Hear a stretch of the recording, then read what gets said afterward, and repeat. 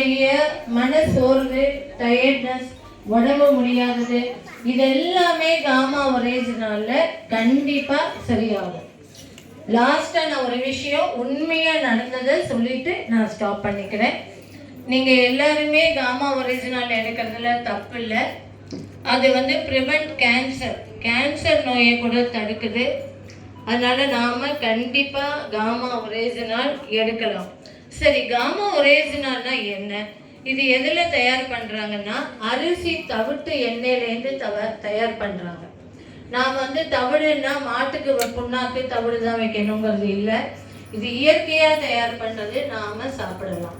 இப்போ நான் பாயிண்ட்டுக்கு வரேன். எனக்கு சுகர் இருக்கு.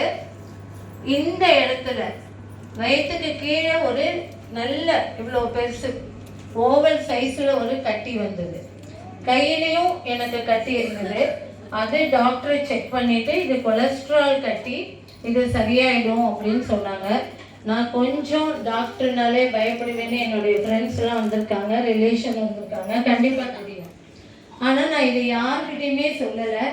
நம்மளுடைய தினேஷ் பாபு சார் காமா ஒரிஜினல் பத்தி எப்படி தயார் பண்றாங்க, இது எந்த வருஷம் தயாரானது எல்லாத்தையும் சொன்னோன்னு கிட்டத்தட்ட 1 இயரா நான் டாக்டர்கிட்ட அதை பத்தியே பேசல.